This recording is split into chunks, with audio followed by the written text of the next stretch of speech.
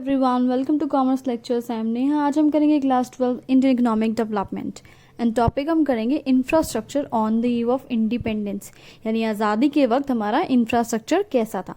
तो सबसे पहली बात यह है कि इंफ्रास्ट्रक्चर होता क्या है। It refers to the basic systems and services which helps in growth and development of a country, यानी किसी भी टाइप की कोई भी फिजिकल सिस्टम, कोई फिजिकल फैसिलिटीज या सर्विसेज जो हमारे देश के ग्रोथ और डेवलपमेंट में हेल्प करते हैं।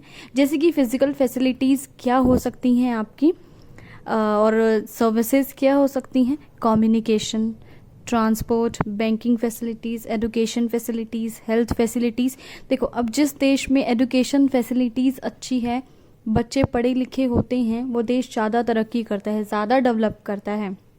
या जिस देश में अच्छी हेल्थ फैसिलिटीज़ होती है, वो देश ज़्यादा ग्रो करता है ना। अगर हेल्थ फैसिलिटीज़ अच्छी नहीं होगी, लोग ज़्यादा मरेंगे।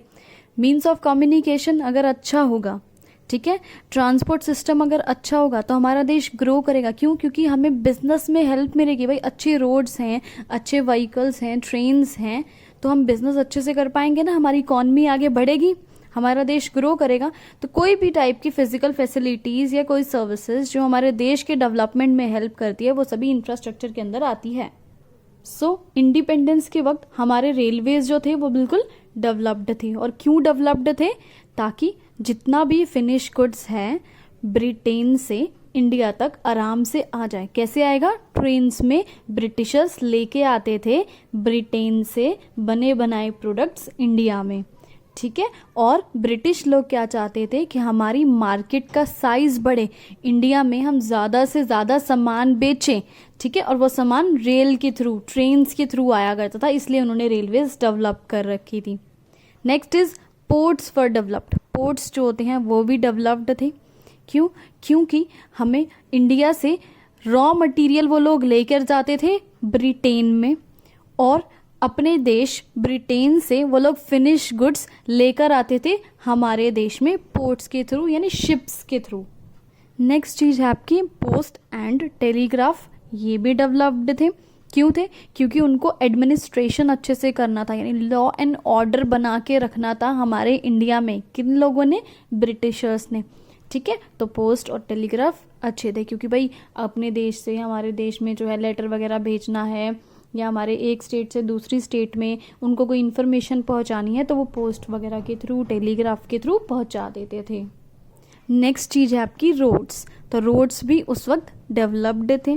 क्यों डेवलप्ड थे? ब्रिटिशर्स ने रोड्स इसने बनाए थे ताकि हमारी कंट्री, यानी हमारे इंडिया में से रॉ मटेरियल जो है वो ट्रांसपोर्ट करके कहाँ लेके जाना होता था? पोर्ट्स या रेलवे स्टेशन से। दोबारा रिपीट कर रही हूँ, हमारे देश में, इंडिया में जगह जगह से, हर एक स्टेट से रॉ मटेरियल इकट्ठा करके वो लोग पोर्ट्स और रेलवे स्टेशन लेकर जाते थे, ताकि वो सारा रॉ मटेरियल हमारे इंडिया से अपने देश ब्रिटेन में पहुंचाते। इसलिए जो है रोड्स उन्होंने अच्छे से बनाए थे। आगे देखते हैं। इस मोटिव क्या था? इतना जो इंफ्रास्ट्रक्चर डेवलप किया था इन लोगों ने, इसके पीछे इनका मोटिव क्या था?